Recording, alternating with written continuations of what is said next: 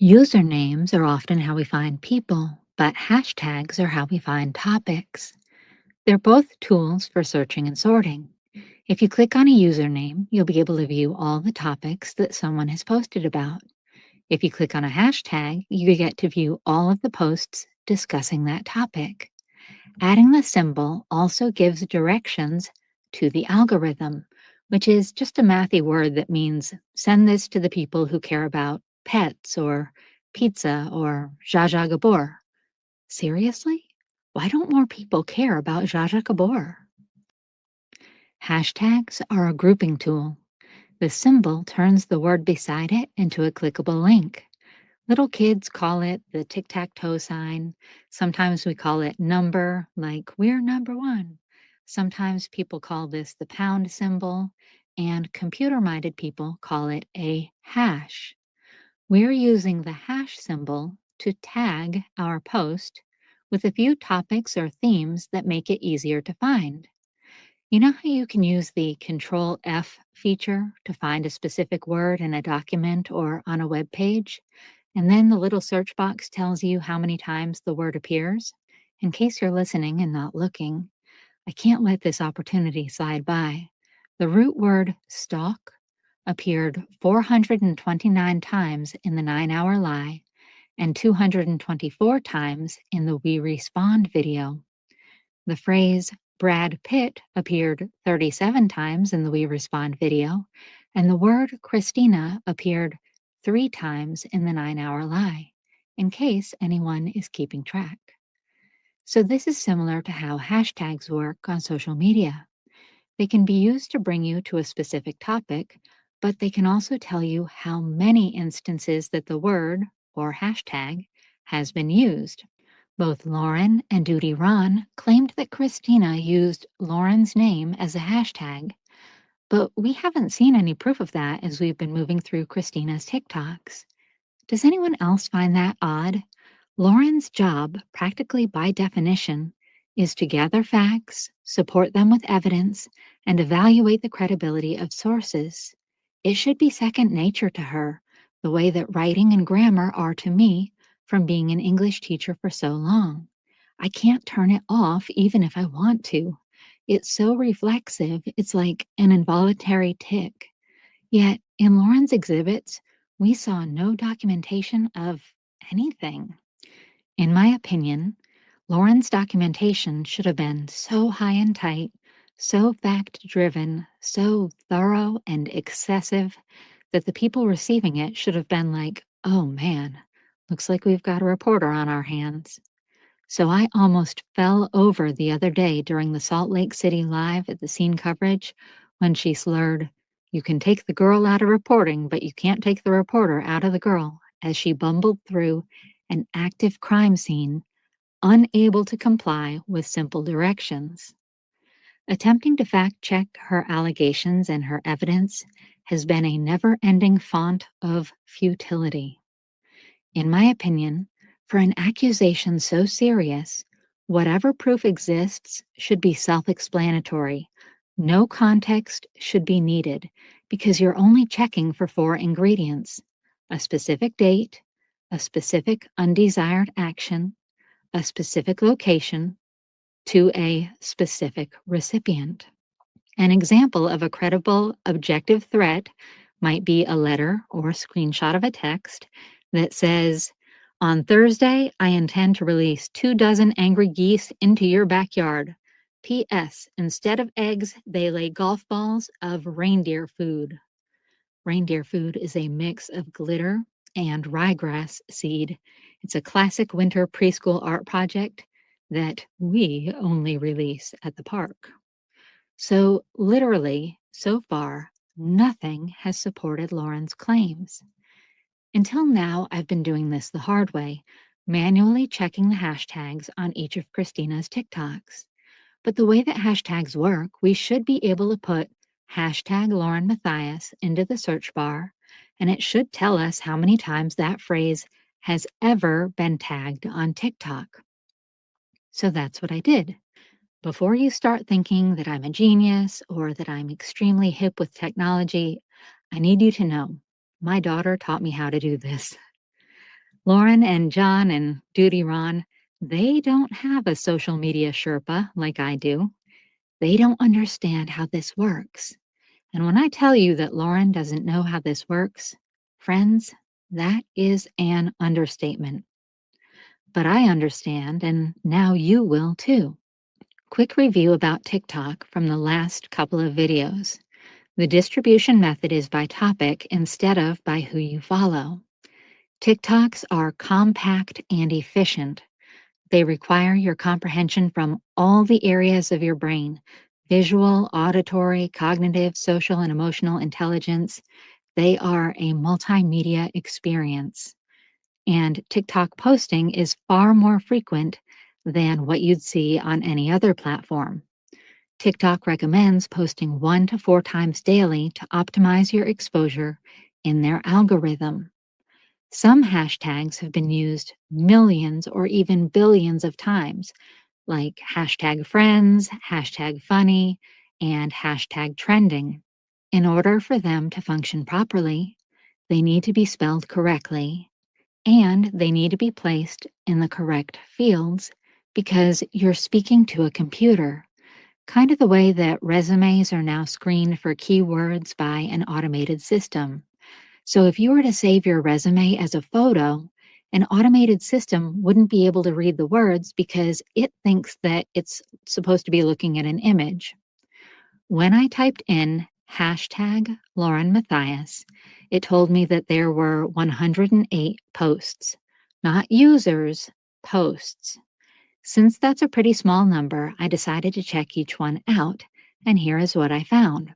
They say that there were 108 TikToks, but it only displayed, well, there are 83 in these screenshots, but back when I counted them individually, there were only 79. Where did the other 29 go? According to TikTok, there are at least 5 options. The posts could be deleted, whole accounts could be deleted, privacy settings could be set to followers only. It could be that somebody flagged the post as harassment, so now it's being shadow banned, which may have happened to Lillian London, aka Human Chicken McNugget, or it could be a glitch. For a system that's so dependent on automated actions, there sure is a big margin of error here on TikTok. So I put all the dates and usernames into a spreadsheet and I grouped them by name. And it turns out that those 79 TikToks were made by 21 people. 11 people each made one. 2 people each made 2, etc. You can pause the screen if you want to see the creators and the corresponding dates. But then I sorted them by date. It appears that when Lauren wrote the affidavit on August 27th, 2025, and then went before the judge with her affidavit swearing that Christina had written her name in the hashtags of the posts, Lauren's name was only hashtagged 11 times, and 9 of them were by Lauren herself. In the entire history of TikTok, I went back through using the most flexible search option, and it was no surprise that we recovered a few more direct hits. But look, several incorrectly spelled hashtags never even made their way into the algorithm at all. So those don't count in the total, and they don't count in Lauren's claim of Christina using them. And neither does this delightfully quirky pair of ghosts having a Halloween engagement photo session and who have the unfortunate coincidence of being named Lauren and Matthias. This also shows us just how small of a presence Lauren has on TikTok. Her core audience clearly is not here, and it seems like Lauren has vastly overstated her importance on this platform. Basically, the situation with Christina, which Lauren brought into the public, put Lauren on the TikTok map. TikTok loves messy. More importantly, this supports the idea that TikTok was a place for Christina to vent and process her grief from an unhealthy friendship. TikTok at the time was practically Lauren-proof. Remember, right up until the 9-hour live, there were only 11 hashtags for Lauren Matthias, and all but 2 of them were from Lauren herself. It would be comically ridiculous if it wasn't for the harm that Lauren has caused. This is probably a good time to mention Hanlon's razor. Most people are familiar with Occam's razor, but Hanlon's razor is a less famous but equally important adage. Never attribute to malice that which is adequately explained by stupidity. So even though it's tempting to think that Lauren made her accusations maliciously, Hanlon's razor asks us to step back and choose to believe that she is uninformed. We can get a better understanding of just how uninformed she is by looking at Lauren's TikTok account. First, if we scroll to the bottom, we can see the date of Lauren's first TikTok, February 25th, 2022, which is nearly 4 years ago. I have no room to poke fun about this. I don't have any TikToks. I only made an account so that I could do experiments like this one. Recall what we learned about the traits of a good TikTok video. It's compact but complex. It's compelling, sensory rich, efficient, and it's satirical or ironic or vulnerable. I'm not going to show you the video because really it should have come with a seizure warning. The video is 9 seconds long of flashing lights, and there's a song called Edge by a band named Rex playing. The song has apparently been used in 1.6 million TikToks. There are 18 likes and 4 comments, mostly things like, "Welcome to TikTok." Someone who resembles Lauren, but who also kind of resembles Melanie Boudreau, is holding the phone and looking down into the camera. And there's text above her head that says, "Who was I in my past life?" A bunch of pictures flash over her head and it lands on Napoleon Bonaparte. The Lauren-shaped person nods her head in agreement. At the bottom, it says, "Who needs Chad Daybell's owl necklace?" She's added graphics to the screen that say hashtag Chad Daybell, hashtag hidden true crime, and hashtag my first TikTok. It has 922 views, and at least 6 of those are me from this experiment. And we know why it has so few views. The algorithm can't see the hashtags because they've been applied as graphics, and they're not in the right spot. There are no captions, so there are no keywords. The computer has not received any directions. It's almost like an email without a recipient specified. It doesn't know who to send it to. 2 days later, Lauren tries again, and this one doesn't land either. She's still putting hashtags in the graphics, but now she's cramming them into the caption box too. A hashtag is only as useful as its relatability, kind of like the game of Family Feud, where you need to think like everyone else. That skill is called convergent thinking. It's the opposite of divergent thinking. If divergent thinking means thinking outside of the box, convergent thinking means get inside the box and close the lid behind you. That's the mindset for an effective hashtag. Inside the box, categories that already exist. Think like everybody else. Save your creativity for other areas of the TikTok presentation. The people who will receive Lauren's TikTok care about some or several of the 10 topics that she hashtagged: Chad Daybell, Lori Vallow, Owl Pendulum, Party Trick, Justice for JJ and Tylee, John Glatt, Hidden True Crime, Pendulum Magic, Multiple Probation, and that is singular, and True Crime TikTok. John Glatt? Owl Pendulum? Oi. And these counts are as of today in 2026. I'd imagine that it was an even smaller number back in February of 2022. But everyone needs to start somewhere, right? I kept scrolling through to see if there was anything noteworthy or any significant traction. And that's when I noticed a cluster of TikToks about Jodi Hildebrandt's panic room. Let's evaluate them. So the first one was posted on January 3rd of 2024. It produced Okay. 808.6 thousand views, 808,000 views, a record high for them at the time. The title of the audio track used is literally described as quote unquote eerie piano music. There are 7 photos in a manual slideshow of the interior of Jody Hildebrandt's home. Well, Jody Hildebrandt's home was listed for sale that same day, January 3rd of 2024, with over 120 photos. The original asking price was $5.3 million, which is far more than the homes around it and even more than comparable new construction at the time. Jody was very, very proud of her home, as was demonstrated in this Reddit post from a previous guest at her Airbnb. On Sunday, March 16th, 2025, the former house guest wrote, "Just finished watching the documentary on Hulu. We admittedly knew nothing about the case or the podcast. You can imagine our pure shock when the drone footage starts to pan over the unmistakable house in Ivins, Utah. I immediately went to check my app, and sure enough, all of my conversations were with Jody. Unfortunately, Airbnb deleted her comments from our text chain.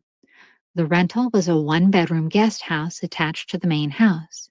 I remember being annoyed that all of the TVs were missing power cords and there were no wine glasses in the house. There was a book on the counter explaining that the owners were LDS and asked all the guests to respect their policies. I was a little frustrated given that we were paying $550 a night to stay there with such aggressive rules, but to be expected, I guess, when you use Airbnb services in southern Utah. We explored the beautiful grounds when we got there and noticed all of the main house windows had thick blackout shades, making it impossible to see in. That said, we found it weird that there was a blue Ford Mustang that would come and go from the driveway, but no lights were ever visible in the house. At one point, I texted Jody asking if she could turn the hot tub on. At the very least, I wanted to use that. She texted back 20 minutes later saying that it was on. Again, weird that we never saw anyone come or go, and there was no remote access that I could see. Even at the time, we both felt a little weird not knowing if there was anyone else on the property or not. It breaks our hearts to think that the kids could have been there while we were staying in the house. I'd like to think that they weren't. Why would Jody open herself up to that liability over a few $100 a night? What a sad story for everyone involved." Someone in the comments asks the person to elaborate on the house rules, to which the former guest replied, "I don't remember everything in the book, but here's a copy-paste from the listing. Additional rules. The casita has been very well cared for.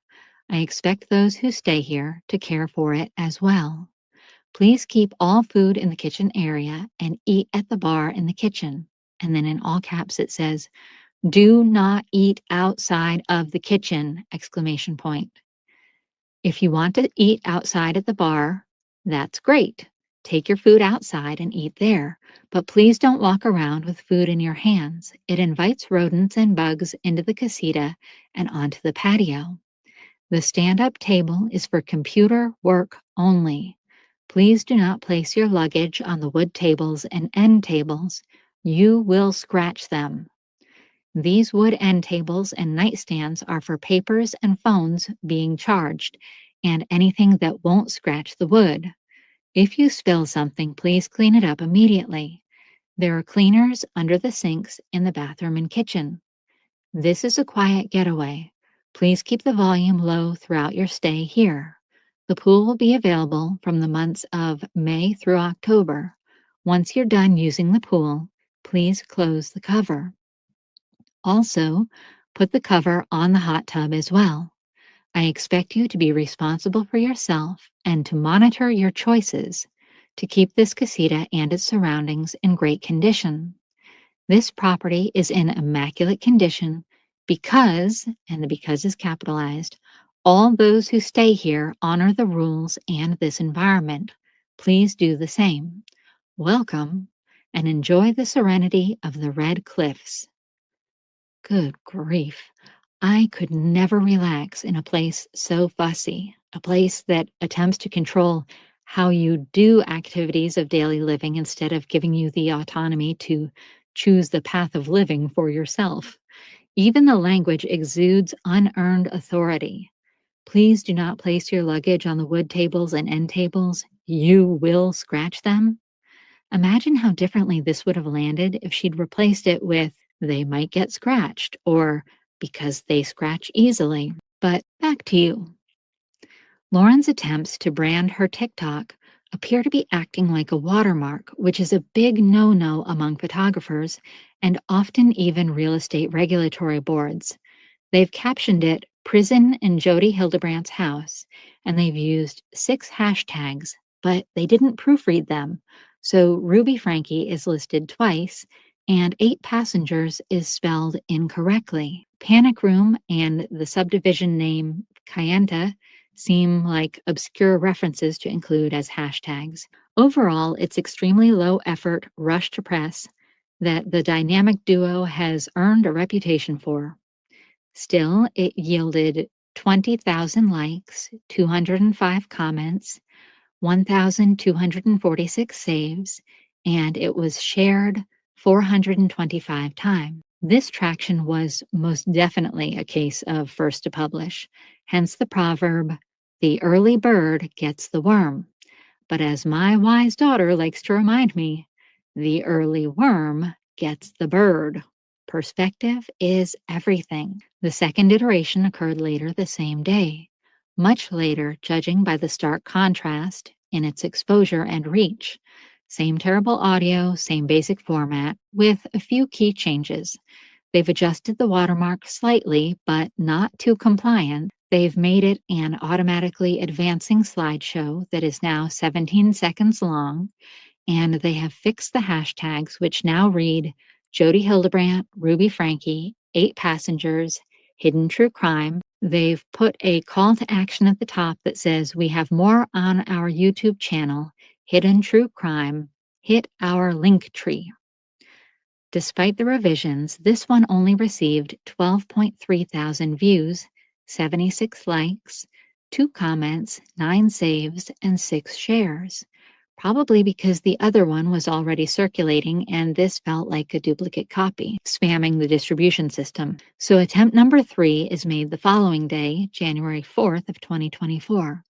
It contains the same slideshow, plus extra photos from Zillow, this time with the 911 call as the audio running on a loop in the background, making it 1 minute and 57 seconds in length. Still trying to watermark it. They're using emojis and better hashtags. The title is in all caps. Panic Room in Jodi Hildebrandt's House, confirmed, exclamation point, exclamation point.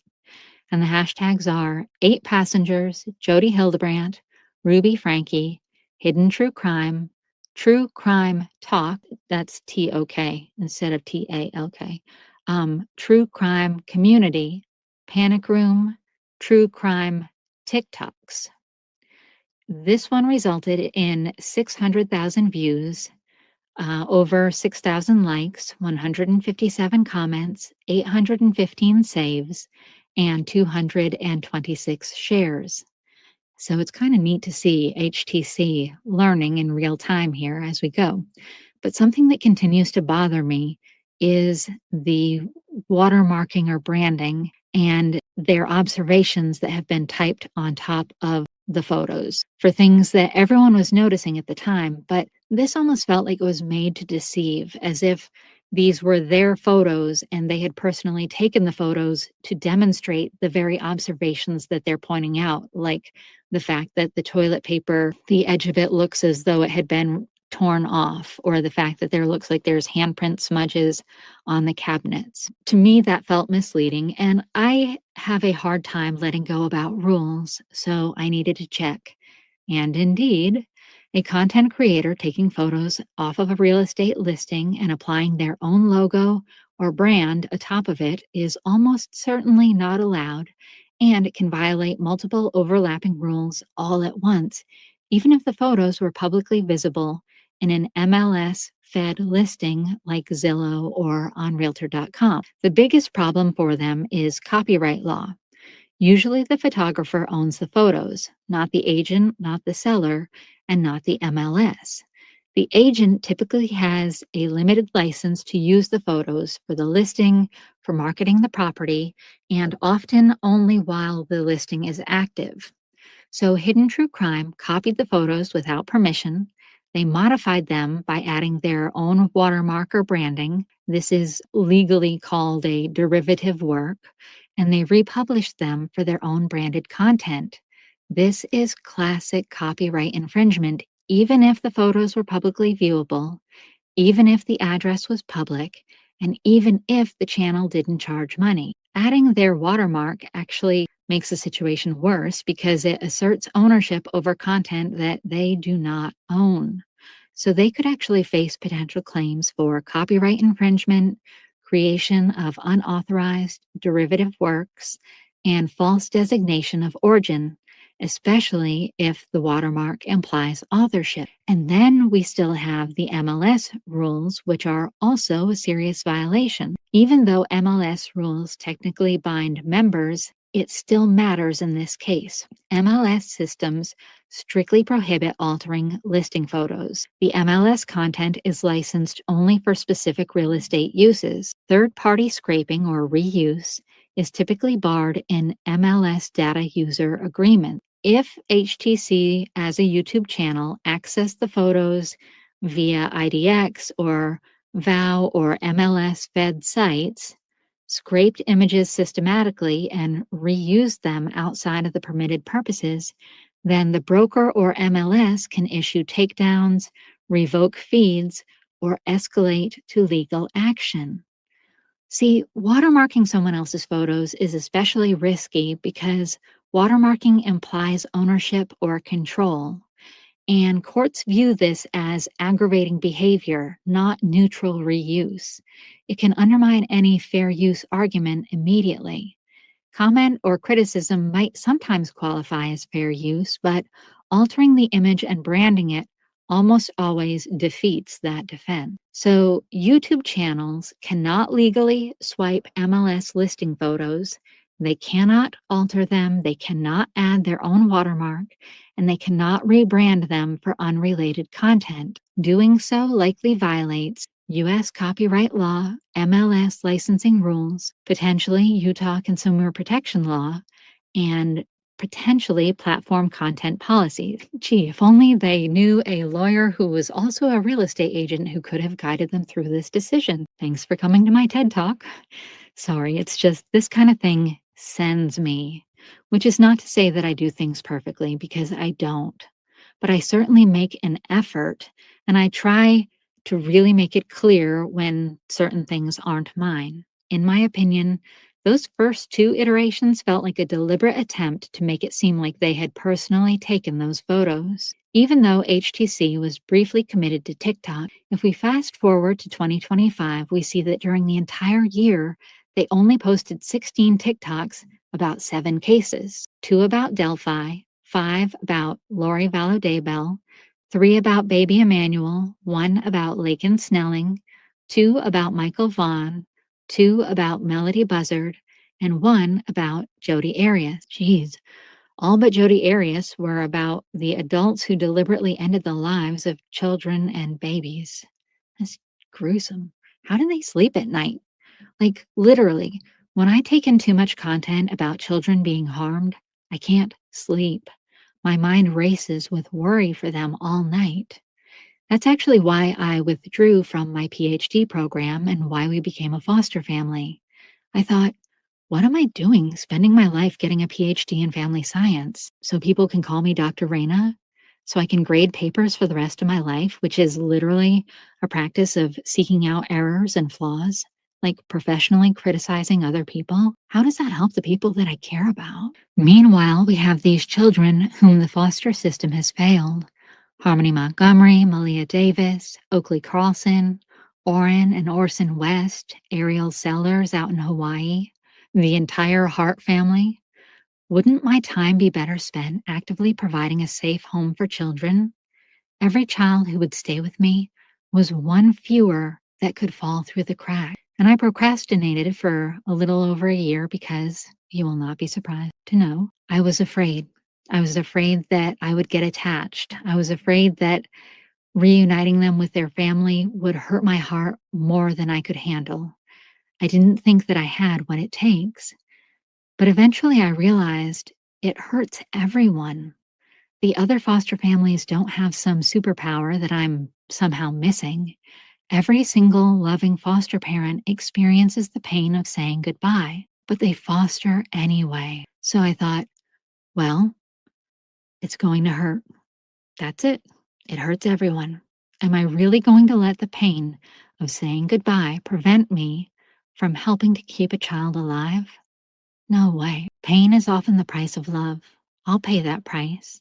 Those children are worth it. And keeping them alive is worth a temporary broken heart, isn't it? How did I get onto this topic? I'm sorry, sometimes the passion just takes over.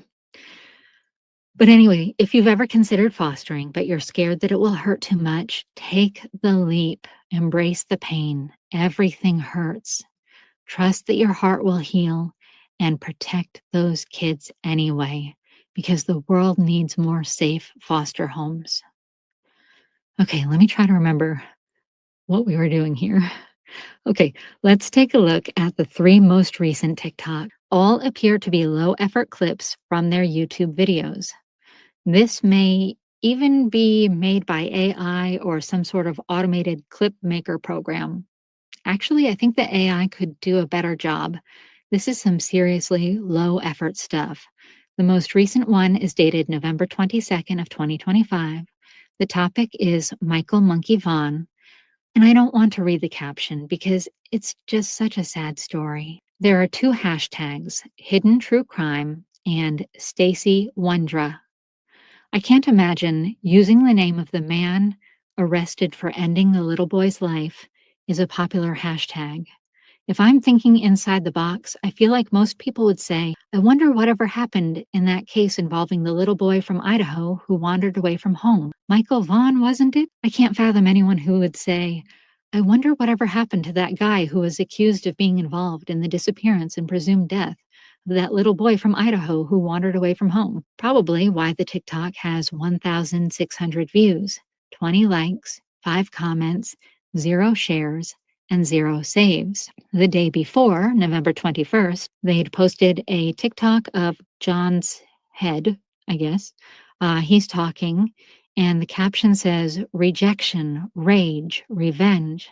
Dr. John breaks down the psychology behind Jodi Arias and why this case still grips the world. Visit Hidden True Crime on YouTube for the full episode. Does it still grip the world? I barely thought about it even after it happened. In fact, I still get Jodi Arias and Casey Anthony mixed up in my memory sometimes. Oh, and this is odd. There's one of those double wide dashes between Arias and the second half of the sentence. It's called an M dash. I pretend that that's a contraction for mega dash. Humans rarely use the M dash because it's a pain to find it on the keyboard. It's easier to use 2 hyphens, but ChatGPT is crazy about the M dash. Do with that what you will. There's only one lonely hashtag, Hidden True Crime. We have 1,700 views, 58 likes, 6 comments, 5 saves, and 2 shares. So I guess fewer people are gripped by the story than Lauren and John anticipated. Or maybe they should have used hashtag Jodi Arias. The third to final TikTok for 2025 was also about little Michael Vaughn, and at least they hashtagged the poor kid's name here.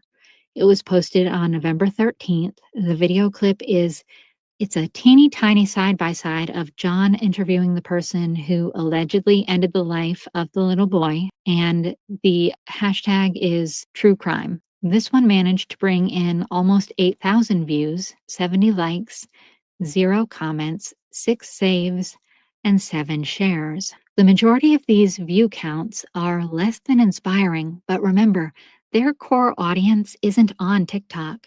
Based on where they're putting their effort and attention, we'd expect that their audience must probably be coming from Instagram and Facebook. On Instagram, it appears that they made 221 posts in 2025. It's nearly impossible to track how many Facebook posts they made in 2025. I really thought this was where their core audience was coming from, but the engagement over there is super low. The Instagram engagement is pretty low too. The same goes for Twitter, but Twitter is also the platform where they get the most public pushback. People were not pleased when Lauren and John released the jailhouse recording of Alex Murdaugh speaking to his attorney. Now, if you were to go to their Twitter today, most of those comments confronting them about their unethical behavior have been deleted. So, how do I even know about this? Well, Lauren herself took screenshots and posted them on Facebook, trying to rally the gems. No effort was made to conceal the usernames. Sometimes I think of Hanlon's razor the way I pray. Please, please let this be stupidity and not malice. Amen. In quintessential righteous indignation, Lauren shares screenshots of a long string of comments that she had received over on Twitter. Before we take a look, let's refresh our memories about the situation. During a routine FOIA request, Lauren received an audio recording of a call between a defendant and his attorney. The call should not have been recorded nor released to the public due to a protection called attorney-client privilege. The attorney-client privilege is the oldest evidentiary privilege. It originated in 16th century English common law and was adopted and formalized in the U.S. by Chief Justice John Marshall in United States v. Burr in 1807. And it's protected by Rule 501 of the Federal Rules of Evidence, as well as state laws. So after they released it on their Patreon and teased it across social media on March 18th of 2023, they got attention all right, just not the kind that they had hoped. When Hidden released and started promoting that they had access to this, the campaign that they were going with across social media was, who is Alex Murdaugh talking to on this call? Alex Murdaugh making a call during his murder trial from jail. We obtained this audio recording through a public records request. They're kind of playing dumb at this point because they know exactly what they're doing. They released the following statement across their platforms. Now, I can't vouch for the truth of their statement. I'm just reading you what they said. Statement from Hidden True Crime, March 21st, 2023. HTC submitted a public records request in Colleton County, like other media outlets have done in the Alex Murdaugh case. We requested jail call recordings, a fairly typical request. At no point did we request recordings exempt from disclosure, and we rely on personnel who handle and fill records requests to properly release records per their local regulations and laws.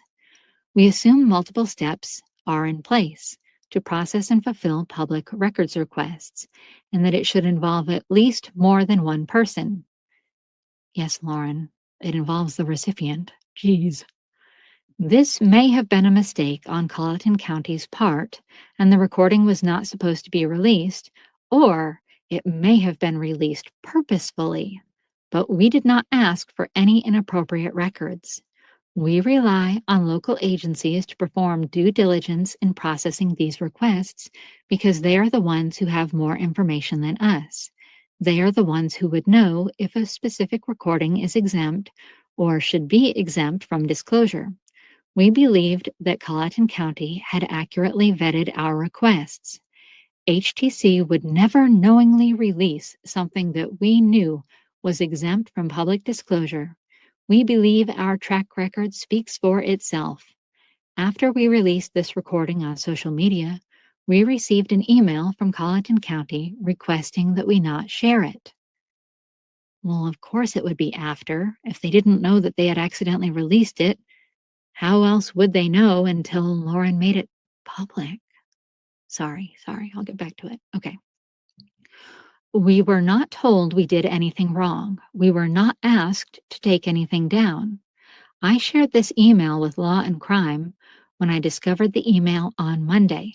We had a sick child and take time off during the weekend, thus only seeing the weekend email on Monday morning. Colleton County confirms with Law and Crime they wrote the email only after seeing our social media posts. sharing the public recording. Gosh, this is so manipulative. Okay, Colleton County told Law and Crime that sending us the recording was their mistake. While our TikTok highlighting the recording has been removed and flagged as violent extremism due to the high volume of reports that it has garnered, the other shorts posted on our channel remain up for transparency, evidence, and a timeline of events. At this point in time, HTC sees no reason to remove a recording that we legally obtained that has already been distributed by many parties across the internet. And then they signed it, Hidden True Crime. Wow. Like, what a mind games, right? Like, holy moly. In my opinion, the county made a mistake. Mistakes happen. And if we're all playing by the same rules, the recipient notes the mistake and corrects it, upholding the defendant's constitutional rights. Almost as if a cashier gave you incorrect change at the register. Maybe instead of a $10 bill, they accidentally gave you back a $100. Oops, you gave me too much back. Here you go. All done. No harm, no foul. Instead, HTC chose to exploit this opportunity for personal gain. Show me another Princeton graduate in the history of all the Princeton graduates ever in the universe who is somehow unaware of 10th grade civics concept. Princeton must be so ashamed of John Matthias. So we have these 13 screenshots from Twitter clearly displaying each person's username with zero efforts to prevent loyal gems from harassing these people, and I will read them to you. Somebody on Hidden True Crime's Facebook account responds to Lauren's public service announcement or, official statement and says, "Can you elaborate RE people being furious? Are you referring to general public, people in charge at the jail, or attorneys? Other than the jail people and attorneys, I can't imagine who else or even why they'd be angry. People involved with law enforcement can be the only ones upset regarding attorney/client privilege, and too bad, so sad." Lauren says, "Forgive me for blowing up your notifications. I could only post one screenshot per comment, but it felt like the easiest way to explain. No official authorities are mad at us, nor is Jim Griffin. It's mostly social media warriors, and there is a lot more where this came from.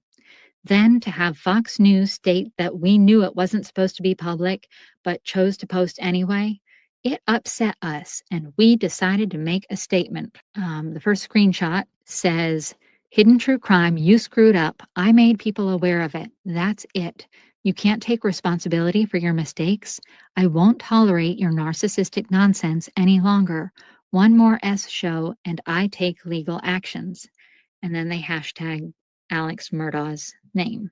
The next screenshot says, and this appears to be a public account called The Docket, and it says, I'll censor this. "What dumb YouTuber released a jail call between Alex Murdaugh and his attorney?" The next one says, "No matter what Alex Murdaugh has done, he has the rights to attorney-client privilege.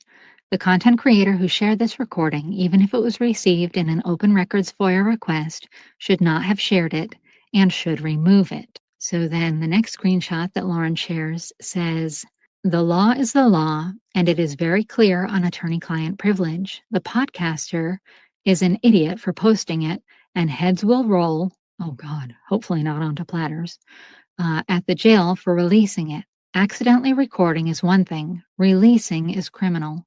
The podcaster should expect some repercussions too." Someone else said, "I see a huge lawsuit in the works. The fact that it was publicly posted is just stupid. They had to know that it was illegal to post this to the public, and prosecution had to be the ones to release it." And that person makes a second post beneath it that says, "I guarantee there's more to come. I'm sure whoever posted this has them all. This is just a way to get people interested in their podcast. But the fact it doesn't state what jail it's from is sus." The next screenshot says, it's a pretend quote. It says, "We counted on someone else to be sure that we didn't break the law. At Hidden True Crime, I'm sorry, but while I'm not a fan of Alex Murdaugh at all, when you release something, you become ultimately responsible for the contents, no matter where they originated. It's why newspapers have editors. And the next person says, I had held you in higher esteem. Shame. You can do better. And then, randomly, someone says, good, stand your ground. They can't do F. Then someone says, what if it had not been a nothing burger, but something where Alex incriminated himself? Would you still have published it? You would have been sued for everything you own. And the next person says, you better lawyer up, son. And then someone else says, you guys are pretty pathetic, TBH. That means to be honest. The next screenshot says, it's called common sense. The next person says, maybe I'm missing something. If you used to be a TV reporter and your husband is a forensic psychologist, you had to know about attorney-client privilege, right? Fair point. Next person says, legality versus morality. And you can't claim simple ignorance with, I think they mean while posing as professional at the same time. I followed you at your beginning before 10,000, but then quickly unfollowed when I noticed that you do anything for notoriety, Netflix appearances, regardless if it is moral. Very observant. Next person says, you didn't have to make this statement if you just didn't release a call with a lawyer and his client. I hope you are never placed in these circumstances that these people have been. Your behavior is gross. The next person says, just because others do it doesn't mean you should. Friends, Cliff, you know that story. And the next screenshot says, there's transparency, there's also ethics, choices, and consequences. Someone else says, I don't think this stance helps much. If a mistake was made, ethics and professionalism, I thought, would have had you take the call down. And someone else says, translation, I support breaking the law when it works in my favor. I'm a fan of your channel, but question why you posted the video. I have watched your analysis of the trial testimony. We followers all know that it was Attorney Griffin. Truly, it is insulting to say you posted it to see who was talking. Because remember, they phrased it like a question, like, whoever could this be? And so I love the fact that this person is calling them out on that. Okay, next screenshot. Yes, well-trained journalist, you're about to be trained on how to get sued.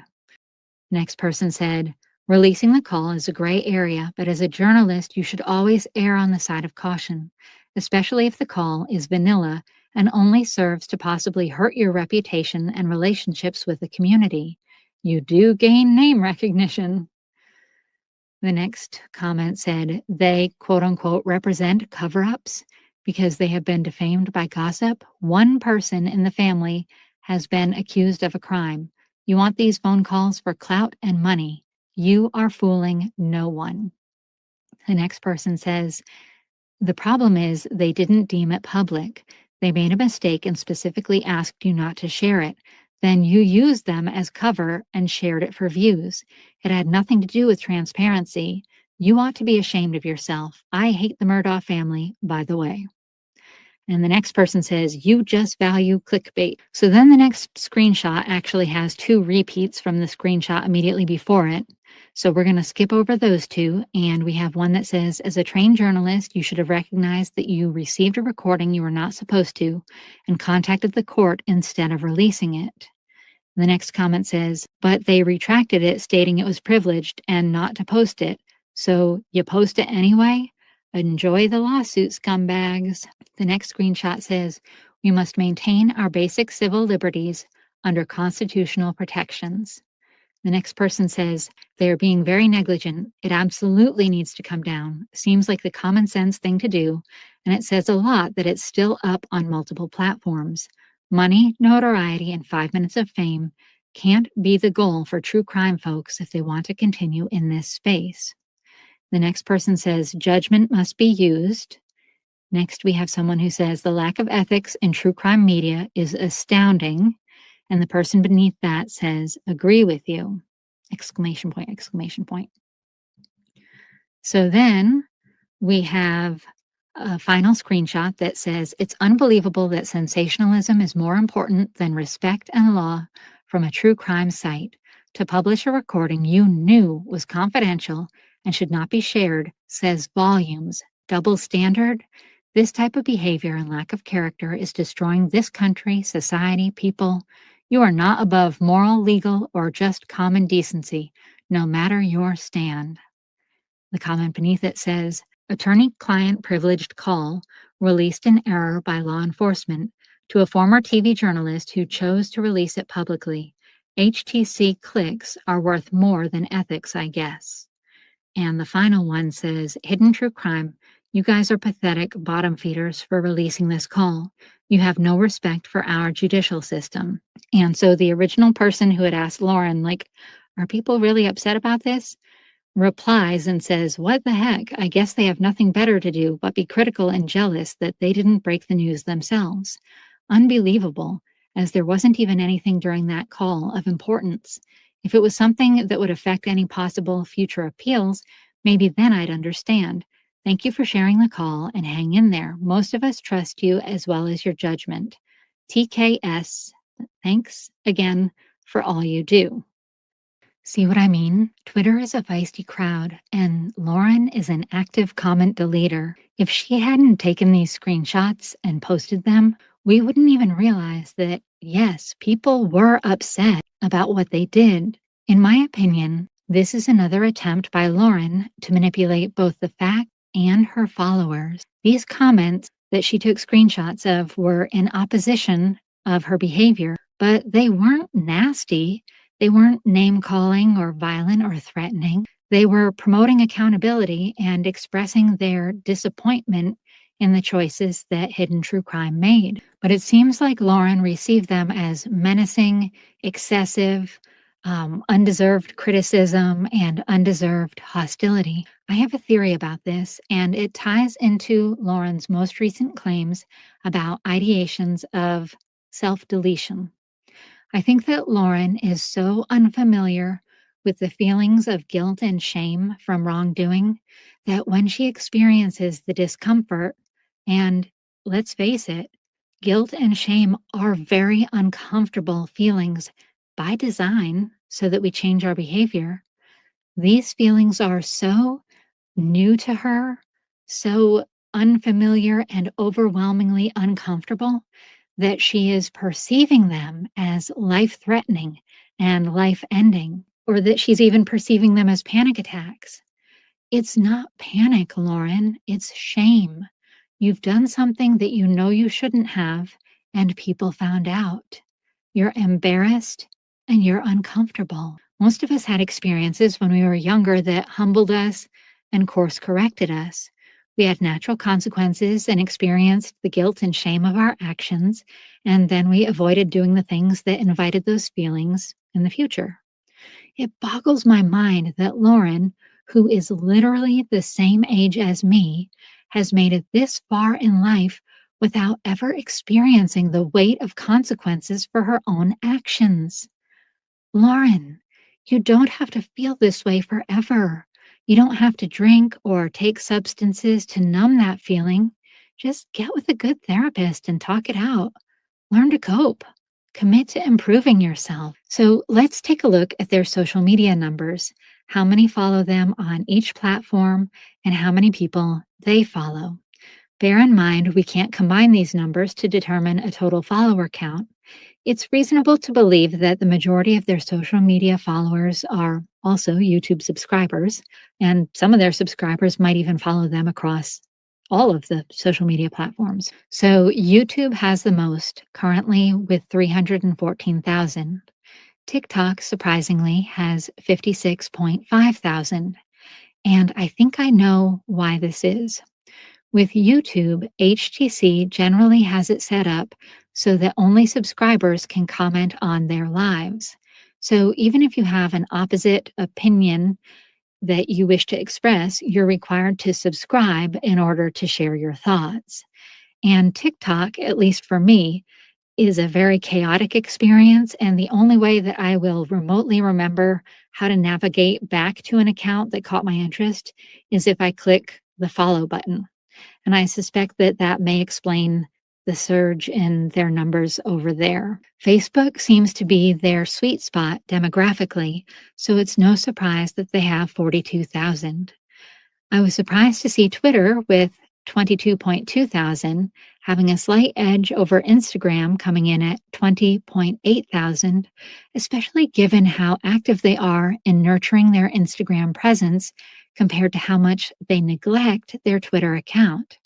However, after looking at these, I think that they receive their ideas for stories on Twitter where they follow 60 accounts and then they distribute those ideas on other platforms. So on TikTok, they only follow 2 accounts, Mormon Stories Podcast and Susan Hendricks. Now on Facebook, they follow 17 accounts, mostly big news networks. There's also a name that I kept seeing across their platforms, Bloom and Bramble, which seems to be a florist in Utah. Well, it turns out that that is Tammy Daybell's Aunt Vicky, whom Lauren has exploited similarly to what she has done to Kay and Larry. There's also a page called Justice for Paxton, who is a young woman from Arizona whose life was ended in early November of this past year of 2025. I'm worried about HTC's motive in following her account because HTC, despite their platform, didn't exactly do much to raise awareness for Paxton. There was no TikTok exposure and no Twitter exposure. If you're going to follow victim-adjacent organizations, support every case you cover so that your audience can have an index of links by going to your follow list. But something feels fishy about selectively following this one. Was Paxton's account set up so that it could only receive messages from accounts who follow the page? Let's look at their Instagram. I tried to break it up into categories. They follow 43 accounts, and I will read them to you by category. So the first category I've called corporate, and we have 3, Patreon, Apple Podcasts, and something called We Are Film Rise. Then the next category is big news, and there are 4, Court TV, Law and Crime, Daily Mail, and People Magazine. Next, we have a category that I have called YouTube People I've Heard of. And there are 11 people here. There's Ana Tierra, who is the fellow who was doing the boots on the ground coverage when baby Emmanuel went missing. Then we have Susan Hendricks, Dave Neal, Mandy Matney, Nancy Grace, then John DeLynn, Brian Enton, Mormon Stories, Natalie Lawyerchick, Melanie Little, and Duty Ron. The next category is YouTube people I've never heard of. So there are 7 here. One is called Your Host Jules. One is called Eliz Farrell. One is called Ashley Holden TV. The next one is Brianna Whitney. Then we have Jen Rivera Investigates. Then Ann_investigates. And somebody called Matt Johnson News. The next category I called Trending. And we have one account, which is called Project 1356. It was a guy that was doing something or other, like every day. Like he was making an Instagram post every day for 3 years or something. I can't remember. The next category, I didn't know what to call it. I had said one rando, Ginger Thug, that's 2 G's, 77. This next category is kind of interesting, self or relatives. And I'm kind of curious about why their business account is following themselves and their relatives. Like I can picture personal accounts following the business account, but the other way around just seems odd. So in this category are Lauren, John, and Grayson. And then the person named Steph that you see there, that is one of the sister-in-laws. I don't remember who she's married to. Then we have Pace's real estate account. And, perhaps they should consult with him about the legality of trying to brand other people's real estate photos next time. And then the final one on the list is Stacy Travel Points, whom I was horrified to see that I have 4 people in common with. She is Pace's wife, and she seems to have some kind of course where she teaches you how to travel using points from credit cards. I can't tell, but it might be one of those MLM master rights resale situations where you can buy the course and then become a coach and seller of the course too, but don't quote me on that.